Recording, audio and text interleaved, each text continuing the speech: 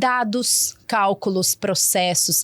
Será que os elementos da engenharia podem nos ajudar, T&D, a desenvolver as nossas pessoas?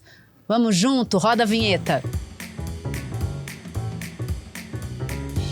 Fala, T&D! Começando aqui esse episódio que promete impactar o T&D, que é: o que a engenharia ensina para nós, hein, Igor? Bem-vindo! Uau, que tema sensacional.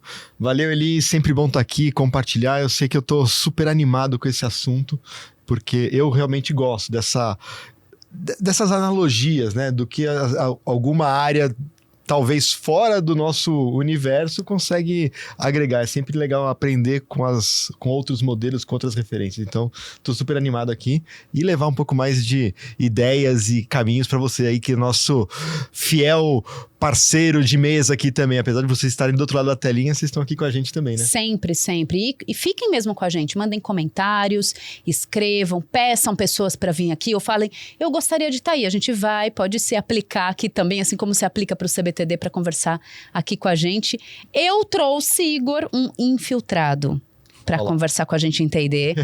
Quem é ele? Bruno Alves Martos é profissional com mais de 22 anos de experiência em setores industriais, como automotivo, saúde, químico. Ele é especialista em gestão de processos, liderança de equipes de alta performance e reestruturação organizacional. Então, é engenheiro mecânico, tem MBA em gestão empresarial e está consultor, treinador, tem atuado fortemente, principalmente em frente aí às lideranças das empresas. Bem-vindo, então, senhor infiltrado Bruno, que bom que você está aqui com a gente. Muito obrigado, excelente estar com vocês, é uma satisfação enorme poder conversar com vocês, vai ser muito gostoso o bate-papo. Exemplos práticos, histórias de vida e contribuir com o pessoal, engenharia e T&D, vamos juntos. Cabe, então, Bruno, um engenheiro dentro de T&D? Com certeza absoluta, cabe e funciona muito bem. Sério? Minha experiência mostra que eu tive que, primeiro, me desenvolver muito como ser humano para conseguir aplicar todas as ferramentas e técnicas para um bom treinamento e desenvolvimento junto com pessoas. Então, a gente pode falar bastante sobre isso, mas cabe perfeitamente bem. Já dá para a gente contar alguma coisa, assim, do que é que funciona muito bem, que você traz da engenharia para aplicar dentro de treinamento e desenvolvimento? Dá. O engenheiro clássico, ele tem dentro da cabeça dele tudo voltado para métodos e processos. Então, muito na nossa cabeça funciona com um raciocínio lógico e funciona com causa raiz e tudo tem um motivo do porquê que acontece. Então, a gente tenta sempre buscar a causa das coisas para tratar. E isso, quando levado para treinamento e desenvolvimento, funciona muito bem se a gente virar a chave de processos para pessoas e não buscando a causa do porquê que as pessoas não fazem, mas sim do porquê que elas não conseguiram, talvez, entender o significado daquilo, a importância daquilo e como que elas podem resolver os problemas para começar a mudar.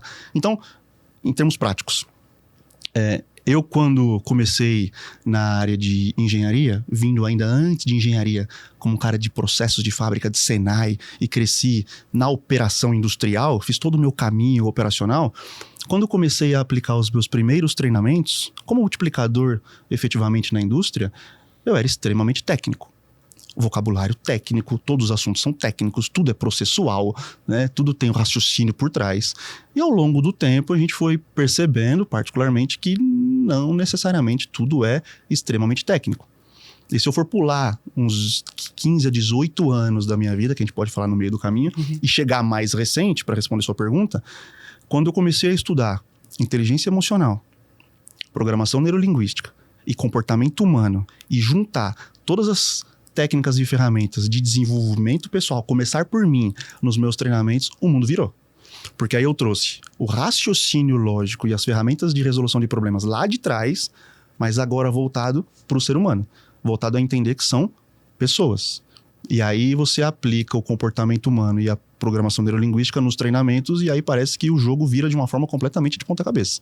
Então funciona muito bem essa junção se a gente conseguir usar as ferramentas para cada momento. E como assim é essa virada de chave de um engenheiro mais pragmático, assim, começa a falar sobre inteligência emocional, sobre autoconhecimentos, como funciona essa virada? Porque eu conheço alguns engenheiros e sei do desafio que é esse processo. É bem desafiador. Então, se fizer uma análise comportamental do Bruno, eu durante muito tempo estive muito mais executor, dominante, no perfil, se a gente for usar as ferramentas de análise comportamental, e um pouco cheio de razão em vários momentos da vida. E como engenheiro, mais ainda achando que tinha domínio de todos os processos. Então eu tive que, pela dor, pelos erros, pelo sofrimento, lá em 2010 para 2011, quando eu precisei assumir uma primeira gestão, uma primeira liderança importante de uma empresa e ser o responsável não só de fazer o meu trabalho, mas sim de treinar, capacitar, orientar e liderar outras pessoas. E aí eu percebi que, na verdade, se eu não desenvolvesse as habilidades humanas dentro do Bruno, o meu resultado não seria atingido por outras pessoas, porque eu não conseguiria passar isso para ninguém. Uhum. Quem me ajudou muito a entender isso foi a minha esposa. Eu sou um engenheiro casado com uma assistente social. Então, É um estranho no ninho mesmo. Então, ela tem isso muito claro na profissão, na carreira, no entendimento dela, no atendimento. E aí, quando eu comecei a pegar o que de melhor eu conseguia dela e absorver essa questão mais humana de contato com as pessoas, de entender o porquê que os sofrimentos, as crenças, tudo que envolve a questão humana, principalmente a questão que faz a pessoa não desempenhar, não ter performance. Muito emocional, inclusive, né? Tanto do presente quanto do passado. Uhum. Então eu comecei a entender isso com ela, busquei aí então me desenvolver como pessoa para juntar uma coisa na outra. Então a virada de chave, ela foi um pouco pela necessidade, porque para desenvolver o meu papel junto com outras pessoas, eu precisava ter a capacidade de externar o conhecimento, e não é só pela engenharia que eu vou fazer isso, porque se eu for um engenheiro puro clássico, eu talvez consiga fazer isso com alguns outros engenheiros puros e clássicos, que vão receber bem o vocabulário, fora da minha bolha, eu vou ter dificuldade. Então, pela necessidade, e por ter junto comigo uma pessoa que me ajudou a abrir o mundo de possibilidades, né? Porque eu costumo falar o seguinte, a gente não sabe o que não sabe, né?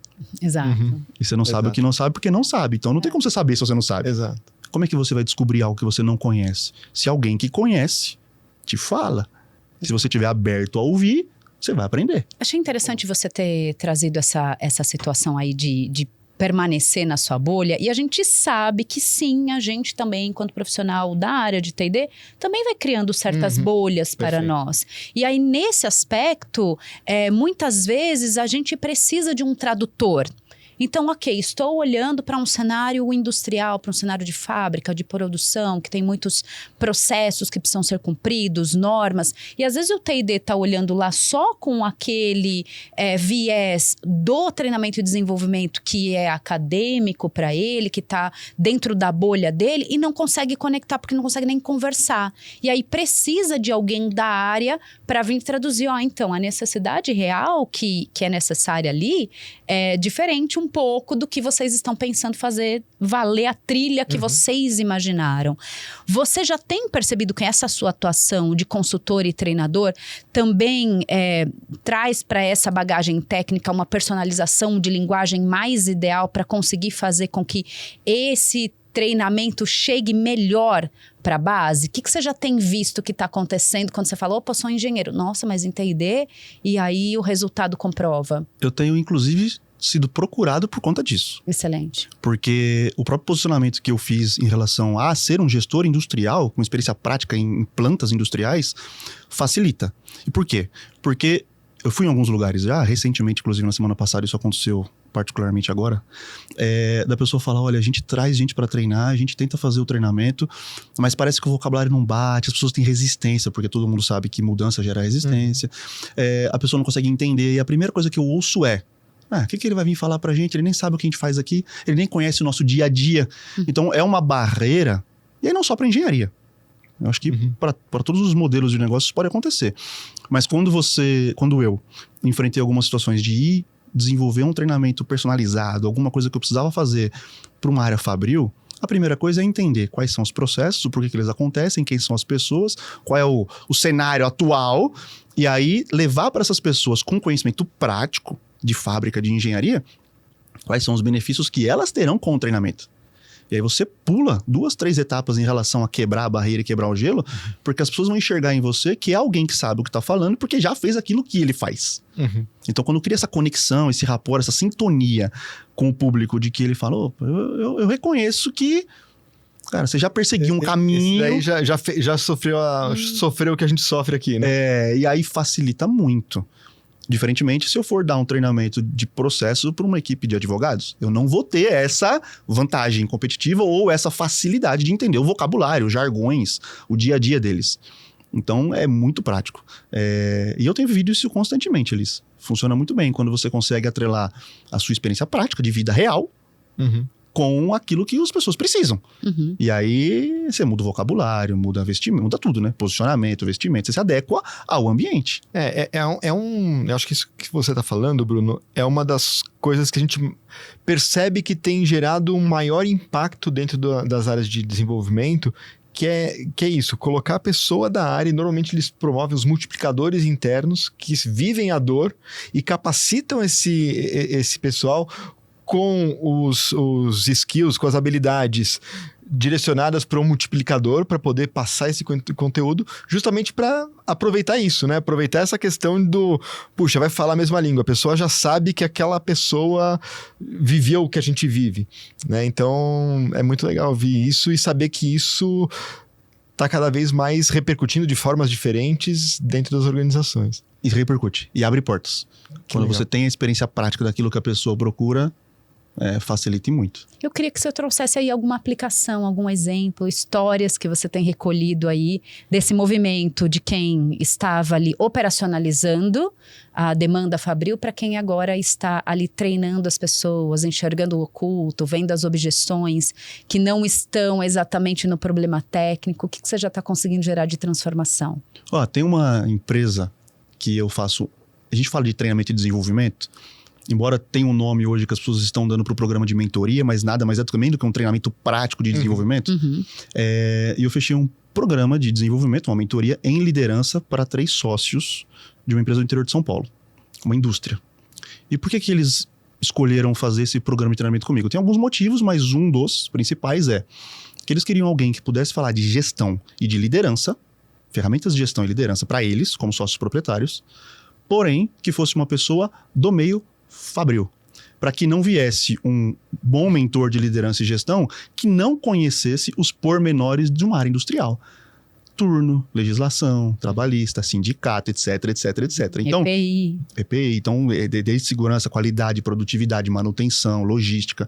Então, quando a gente desenvolveu esse programa, e eu estou no meio dele agora, estamos na 6ª sessão de 10 combinadas, a diferença é muito grande porque eu entro com toda a questão de liderança, inteligência emocional e gestão, desenvolvendo o treinamento deles, como gestores e líderes da corporação, com mudanças práticas nos processos fabris, porque tem relação direta. E aí entra o raciocínio lógico do engenheiro e a gestão de processos de causa raiz e resolução de problemas, que é a característica intrínseca do Bruno formado como engenheiro, e a expertise de treinador e desenvolvendo pessoas, principalmente falando de comportamento humano e inteligência emocional. Então, esse é um exemplo prático que eu estou vivendo agora. Te procuram justamente por conta dessa... Esse caso foi justamente por conta disso. Desses 2 linhas de conhecimento. E o caso que eu falei que teve na semana passada, eu fui procurado exatamente pelo mesmo motivo.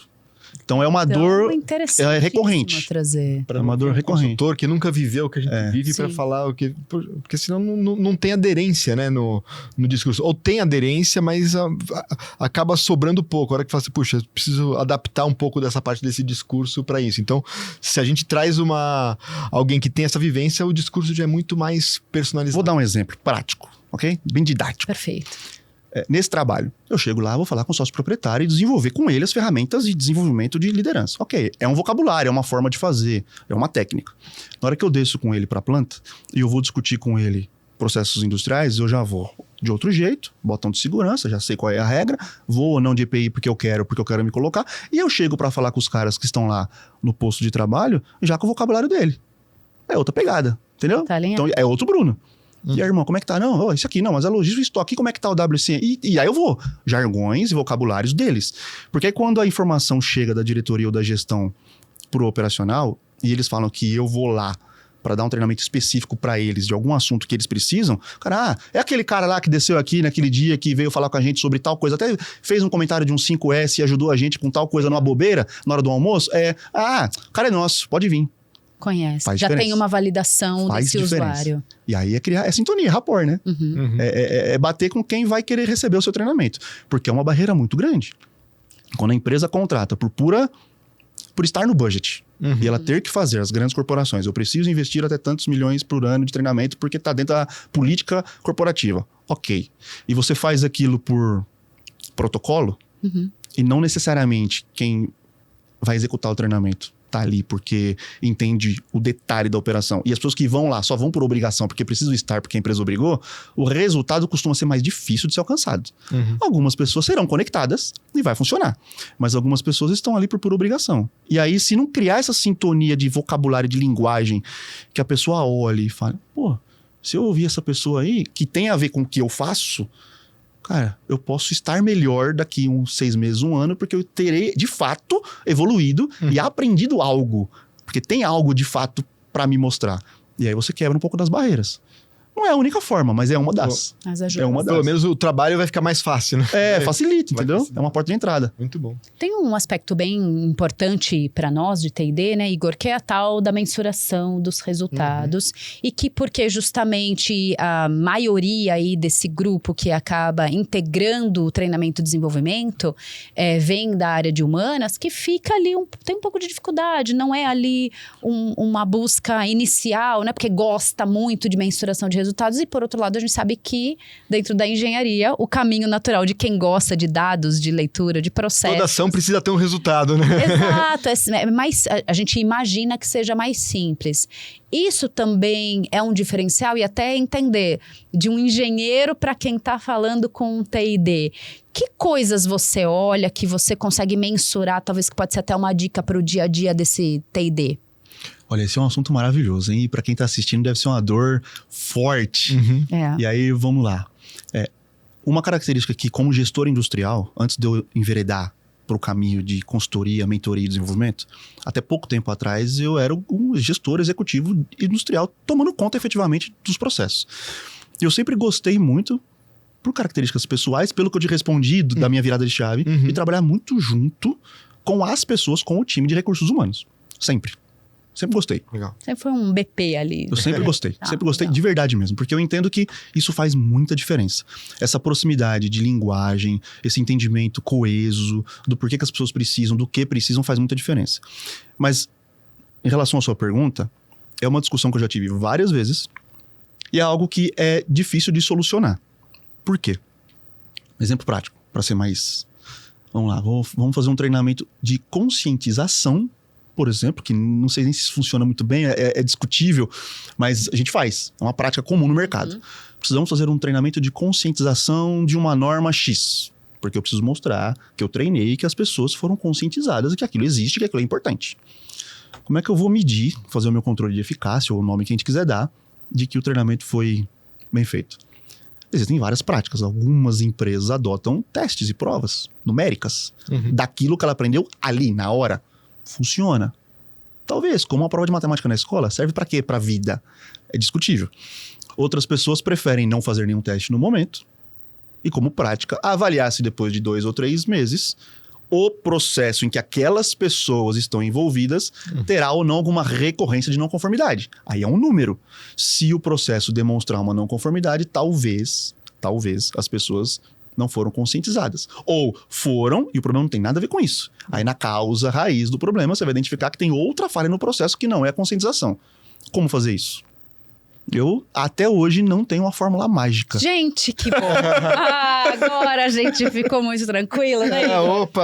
É um grande desafio, né? Qual que é a fórmula mágica? Não tem fórmula mágica. E a gente percebe que normalmente as pessoas estão querendo mostrar o resultado, mas às vezes não conseguem identificar direito o problema. Isso, a causa realmente. Qual que é a real causa? Então, de repente, faz o treinamento e não mudou determinado indicador, mas, puxa, será que o problema passou pelo treinamento, né? Será que o treinamento foi eficaz para o problema original, né? Então, precisa ter Normalmente a gente conversa muito que o mais importante é esse diagnóstico, né? Para poder ter uma clareza do que precisa ser resolvido e do que precisa ser tratado, para aí sim trabalhar nas hipóteses, né? É como que a minha cabeça funciona. A minha cabeça de treinador funciona o seguinte: o porquê que eu preciso levar essa informação para essas pessoas. O que elas vão tirar disso e o que elas vão fazer de melhor ou de diferente daqui para frente com isso que eu estou levando. Ponto 1. Isso está ligado com a análise de causa que a gente fez da raiz do problema que aquele processo está passando? Está relacionado? Está. Então tem grande chance de funcionar. E como é que eu vou medir?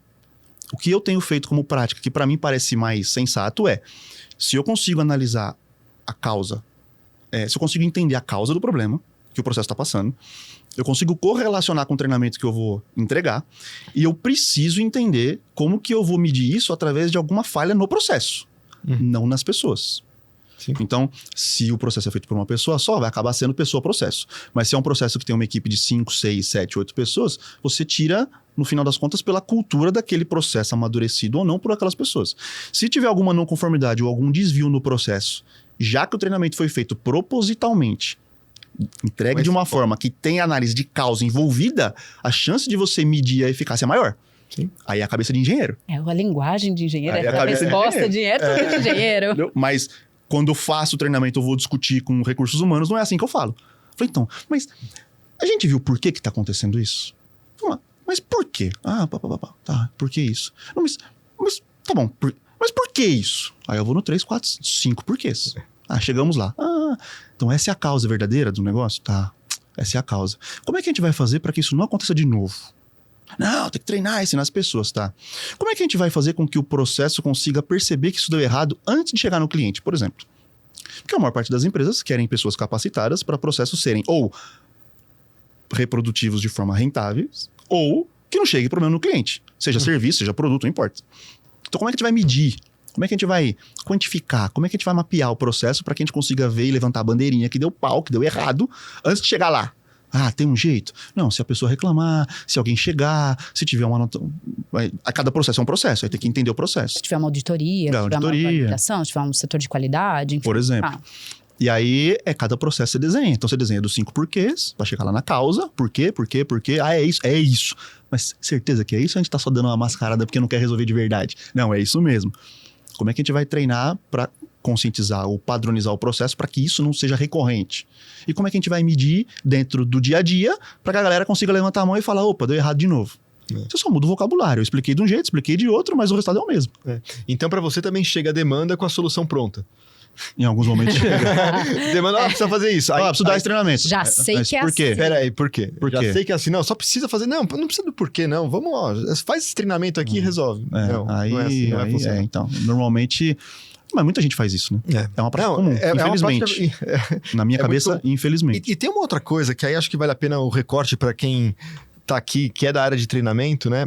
A hora que a gente identifica qual que é esse problema, para a hora do treinamento, parece que não se fala desse problema, às vezes. Estamos aqui fazendo esse treinamento porque vai melhorar os processos, mas o que de errado está acontecendo no processo? Eu acho que às vezes de cara falar, por exemplo, um treinamento de feedback.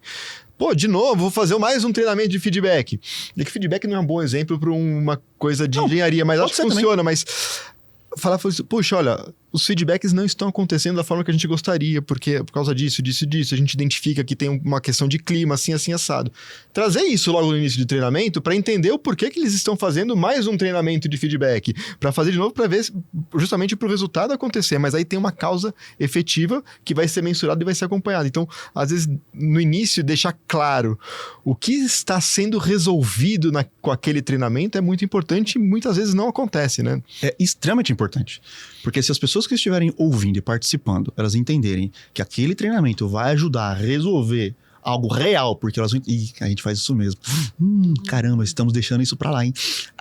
Pegou na ferida. É mais fácil. É ruim porque tem gente que não quer expor. E você não tá expondo as pessoas. Você está expondo que existe um processo necessário na empresa que tem que ser feito e por algum motivo a gente está falhando, como grupo. Estamos aqui para ajudar a diminuir ou mitigar esse problema. Quer dizer, não queremos repetir o mesmo problema. Como é que a gente vai fazer? Então, bora exercitar e treinar de uma forma mais adequada para todo mundo entender que o caminho é outro? Ok. E a gente vai medir, então, porque se começar a repetir é porque não está sendo eficiente. Ou o treinamento, ou as pessoas não estão executando aquilo que precisa, que foram treinadas. Mas esse confronto entre causa e efeito, né? Entre o porquê das coisas, o porquê que não está legal e o que nós estamos treinando, ele, para mim, é fundamental. Bruno, você veio da operação, você passou pela gestão e você olhou e falou, opa, tô querendo transformar as pessoas por um outro lado, não só fazendo aqui olhar os processos e que elas de verdade efetivem o trabalho. Eu acredito que você tenha mapeado alguns pontos em comum dos principais problemas dos setores fabris. Quem está acompanhando a gente, que é de T&D dentro dessas áreas, provavelmente está pensando, acho que eu queria ouvir de um engenheiro o que é que ele vê que são os principais, que acaba se repetindo. Será que é só com a gente o problema? O que você vê que é meio igual? Desafio do fabril acontece aqui, aqui e ali. Tem ali uma listinha do tem. que você já chega no lugar, já vai começar mapeando, perguntando isso daqui. A gente vai sempre enfrentar a resistência à mudança. Padrão. E aí tem formas de você quebrar essa mudança. Um dos exemplos que eu dei aqui da sintonia, de conhecer o que fala, é um dos jeitos de você quebrar a resistência. Isso vai acontecer na maior parte das vezes. Uma outra forma é de você não conseguir enxergar o porquê que nós temos desvios, o porquê que dá errado. E a gente não identifica o porquê que dá errado em muitas vezes porque os processos não são claros. Por exemplo, você entra no lugar, que é comum, tá? Não, a gente já faz isso há bastante tempo, então a gente sabe muito bem como é que funciona, tá tranquilo, a gente já tem uma cultura muito bem estabelecida, as pessoas estão aqui há bastante tempo, tá sempre tudo igual. Então, o problema é outro, não é aqui. Tá bom, mas se você não mapeou, não desenhou e não tá escrito, e você não mede, é conversa de... né? Corredor. De corredor. Acerto do café. Acerto do café. E isso é comum em vários setores, e não só industriais. Eu até diria que pela indústria trabalhar muito com KPIs e indicadores produtivos, na indústria é menos comum do que quando eu vou fazer esse tipo de trabalho fora da indústria. Setores de serviço e puramente administrativos, é muito mais difícil de você identificar a causa das coisas, porque não se mede muito produtividade de quem trabalha em escritório. Como é que você mede? Os processos não são desenhados. Não são muito desenhados. Não é uma prática tão comum. Quando o Lean Office, o Lean Manufacturing lá dos japoneses, 1700, bolinha, né? 1900 e bolinha. E o Lean Office começou a ser implementado em algumas grandes corporações europeias e americanas, isso virou um pouco o jogo. As pessoas começaram a entender que os processos tinham que ser mapeados, e é uma coisa comum na indústria e no ramo de serviços. Então, a falta de processos mapeados atrapalha muito a chegar na causa. Isso é comum. Então, se alguém fala, o que eu precisaria fazer de primeiro? É mapeamento de processo. É desenhar entradas e saídas, o que você faz, por quê, para quem você manda, de onde a informação vem, para onde ela vai, por que ela vem daqui, por que ela vai para lá, de que forma que você recebe a informação, para quem você passa. De quem é a responsabilidade. De quem é a responsabilidade, papéis e responsabilidades. É meio que básico, assim. E isso é meio que comum de você chegar e isso ainda não ter esse extremamente, feito. pleno 2025, eu diria que ainda, infelizmente, é bem comum. E muita gente tem resistência de fazer, porque se você escrever, fica mais evidente o que tá errado. Sim. Não dá para esconder, né? Não dá para esconder. E precisa ser feito. Porque se for falar de alta performance e de resultado, sem mapeamento de processo, o resto é só meio que vontade, energia e sorte, entendeu? Vontade, energia e sorte. E você também, Bruno, tem experiência aí na Alemanha, no Canadá, nos Estados Unidos e na China. Você trabalhou com desenvolvimento de produto, fornecedor, processos inovadores. Lidar com as pessoas de lá é muito diferente de lidar com as pessoas daqui? Em alguns aspectos, sim. Mas são experiências interessantes. A primeira vez que eu fui para a China, eu fiquei mais de um mês. Quando você vai fazer alguma viagem internacional a passeio, em que você fica 3, 4 dias, uma semana, você curte como turista, mas não percebe muito a cultura. Quando você vai fazer algum trabalho profissional durante mais tempo, 3 semanas, um mês, e você começa a entender dia a dia de fornecedores e o relacionamento interno entre eles, você começa a entender algumas coisas. E tudo voltado muito mais a comportamento. Então, se eu for comparar o comportamento padrão do que eu vivi, não vou generalizar o país como um todo, até porque o Brasil é tão grande, e se você tem várias né, regiões que são diferentes também. Mas do que eu vivi, se eu comparar o comportamento puro do trabalhador chinês e o comportamento puro do trabalhador alemão, não parece que nós estamos no mesmo planeta. Então, a relação que eles têm com o próprio trabalho é diferente.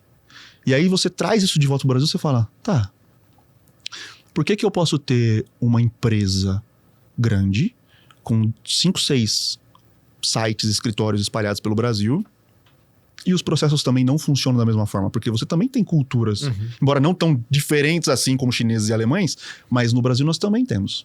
Então, se você tiver um escritório, ou uma fábrica, ou um processo num estado X e no estado Y, você vai entender que alguns processos não necessariamente precisam ser iguais, porque a cultura local é diferente. Sim. E se a empresa ela quiser manter aquele padrão, a forceps, né?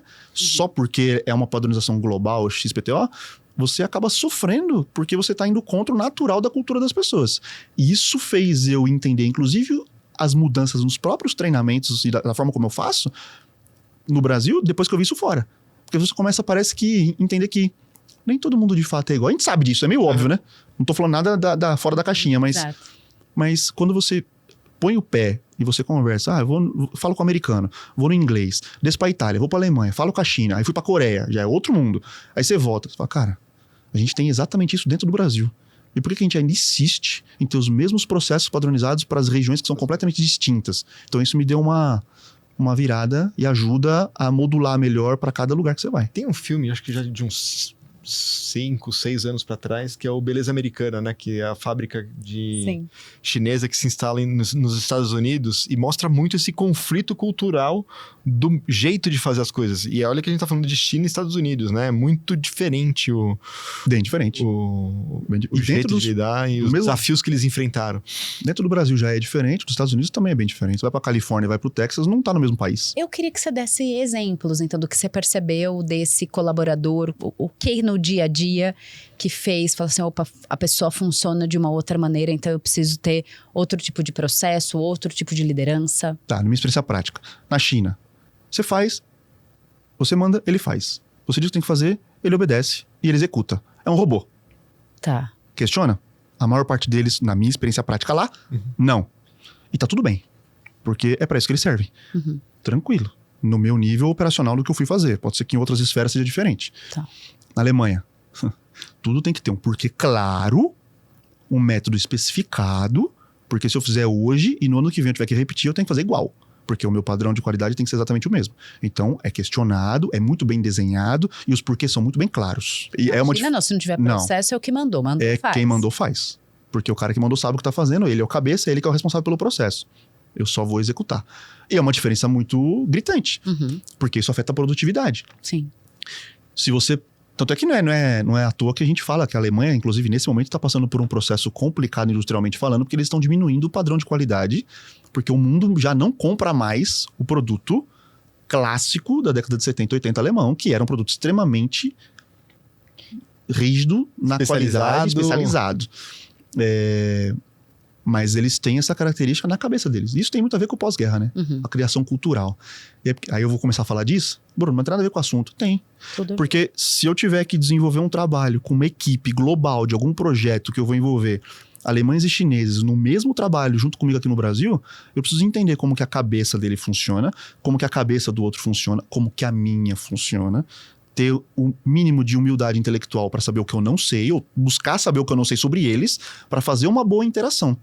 Que não é muito diferente do que um engenheiro gerente industrial deveria fazer com o BP, com alguém de recursos humanos, dentro do seu site, seja um escritório, seja uma planta. É a mesma coisa.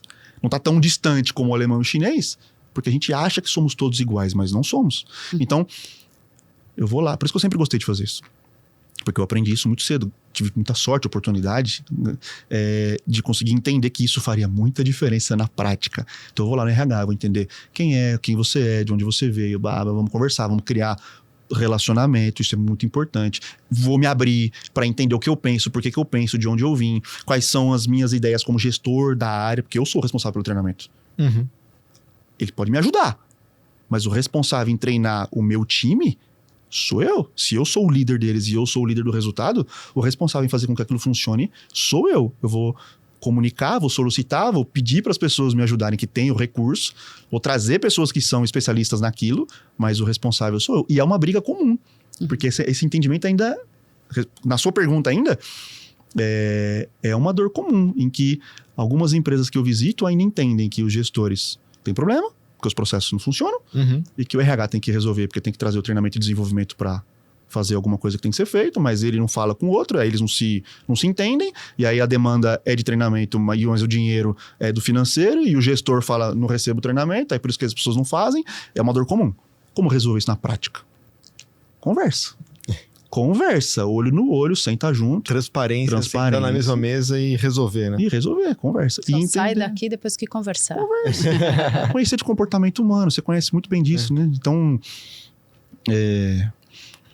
conhecer efetivamente dos perfis comportamentais de cada um, dos seus líderes, dos gestores, do próprio treinador, e entender os processos. Tem muita mágica. Parece. Tem um aspecto muito interessante da economia brasileira, que é boa parte das empresas serem familiares. Serem aí porque alguma família pensou, teve uma ideia, começou a trabalhar e de repente ficou uma companhia gigante, muitas delas Fabris, aqui nesse nosso Brasil. O que você poderia indicar assim, para a TID que desenvolve programas de desenvolvimento em organizações familiares? É mesmo diferente? Tem mesmo que considerar alguns aspectos? Tem. Tem.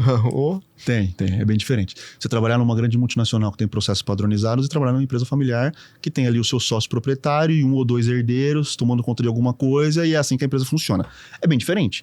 É um ecossistema diferente. A cabeça deles funciona diferente. Certo, errado, melhor ou pior? Não sei. Só são diferentes. E aí quando você tira o julgamento do certo, errado, melhor ou pior e só fala que são diferentes, facilita muito para que você tenha a abertura de entender. Então vamos, exemplos práticos. E eu gosto muito de trabalhar com empresa familiar no Brasil. Eu comecei a minha carreira de operador, de técnico, de engenheiro lá atrás, nas grandes multinacionais, que me proporcionaram muitas viagens, eu fiz muita coisa boa, mas depois que eu fui para a área hierarquicamente falando, mais de gestão e de grandes lideranças, eu comecei a vir para as pequenas empresas brasileiras e contato direto com os sócios. E eu me encontrei nisso. E aí, então vou falar com experiência da minha vida. Quando você trabalha treinamento e desenvolvimento de pessoas em empresas familiares, em alguns aspectos é muito mais fácil, em alguns aspectos é extremamente mais difícil. Vamos lá. O que é mais fácil, Bruno? O que você acha que é mais fácil na familiar? Mais fácil porque o cara que é o dono, ou o diretor, ou o herdeiro que está ali tomando conta, ele normalmente, por empresas serem menores, ele está em contato direto com os processos. Ele consegue ver o que está acontecendo. E não existe, na maior parte das empresas familiares, um budget pré-definido.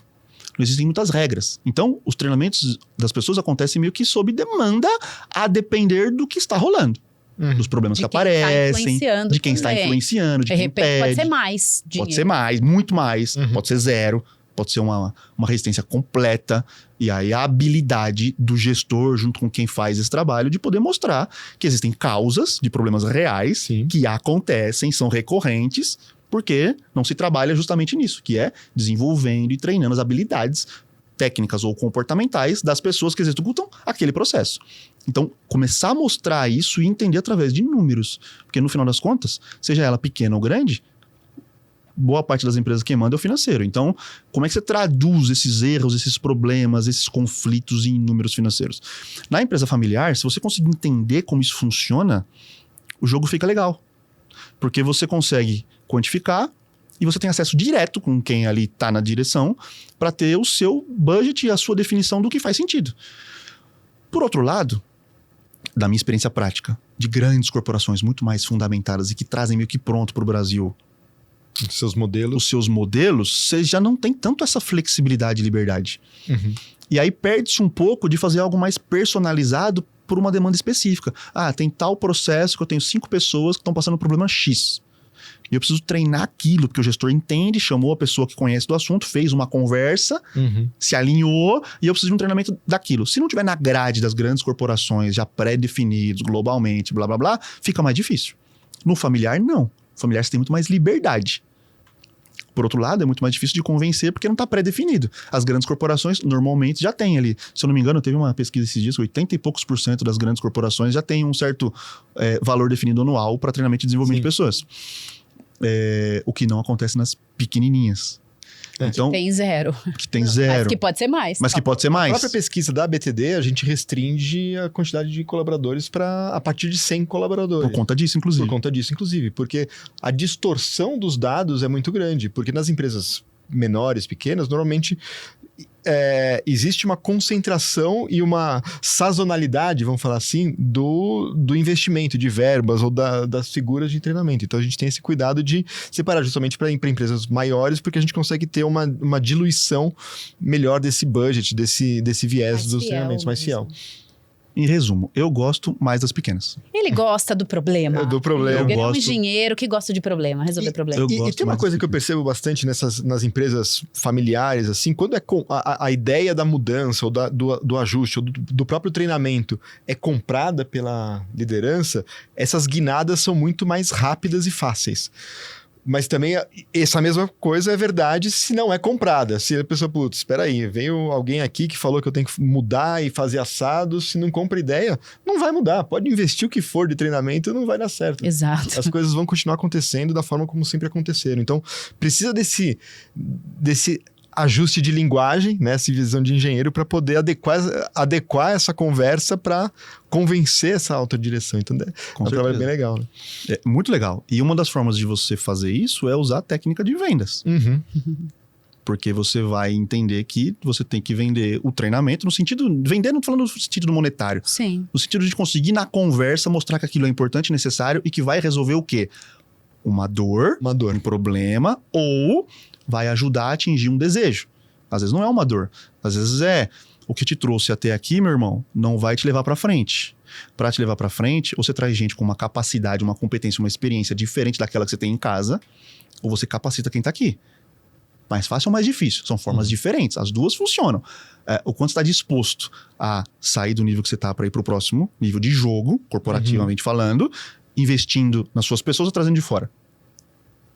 E se você entender que isso pode ser um desejo de crescimento, ou é uma dor porque estagnou e a empresa está perdendo porque não cresce, e aí a estagnação ela demonstra, na verdade, que você está perdendo, né? Uhum. Porque a empresa estagnada só tem um caminho, no final das contas, que a maior parte delas é quebrar. Então, é uma dor. Como é que você resolve isso?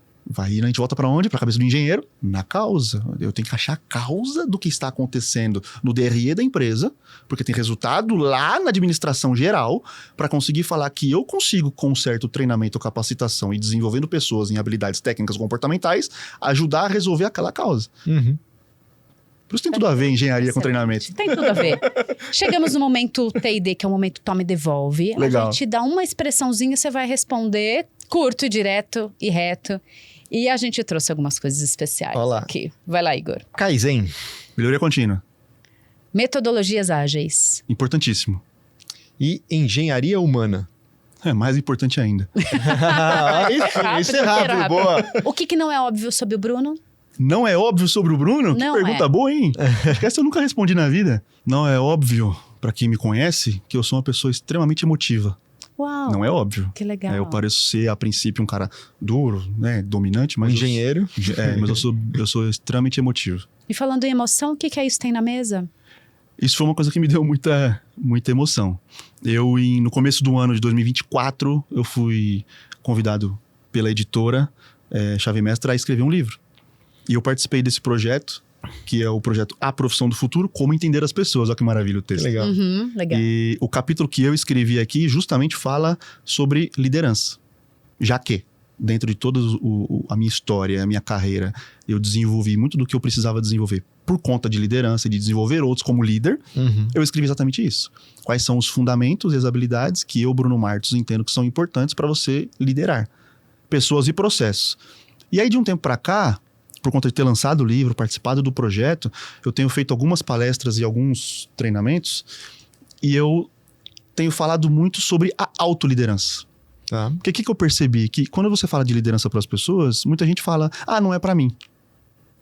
Mas, na verdade, a liderança é para todo mundo. Exato. Uhum. Então, liderar é começar por mim. Se você não tiver autoconhecimento profundo e inteligência emocional para se liderar, se automotivar, entender aqueles estímulos que você precisa para ir para frente, o que te movimenta, aí pode ser longa conversa, mas se você não tiver a autoliderança e conhecer as habilidades e os fundamentos para isso, como é que você vai lidar a negócios e outras pessoas? Então, a autoliderança, na minha cabeça, Bruno, deveria ser treinada e desenvolvida nas crianças. Muito bem. Desde muito sempre, bem. muito bom. Como que as pessoas te encontram? Onde que elas te acham? Pode ser pelo meu Instagram, Tá Bruno bom. Martos Oficial. Ok. Lá tem todos os meus dados. E aí de lá consegue Tem a achar tudo. capivara inteira. Tem a capivara Achar inteira. capivara, tá Boa. bom. É. Obrigada de ter vindo aqui conversar Muito com a obrigado, gente. obrigado. Foi Foi uma muito satisfação. legal. Ótimo. Obrigado, muito feliz. Igor, temos lições aí de trazer outras áreas, outras disciplinas para discutir com a gente de Com treinamento. certeza, esse olhar sistêmico é super importante e a engenharia traz muito isso, né? Essa leitura do cenário é muito importante para o nosso trabalho e cada vez mais trazer referências externas é importante. Muito bem, então você que está por aí, T&D, conversou aqui, escutou o Bruno, pensa que outras coisas eu posso trazer de outras áreas para também nos ajudar, porque o nosso objetivo real é transformar as pessoas. A gente vai ficando por aqui, compartilha, curte esse conteúdo aqui, leva para mais gente, para que a gente possa alcançar mais e mais pessoas, tá bom? Até o próximo episódio. Tchau, Valeu, tchau. até, tchau, tchau. Tchau, tchau.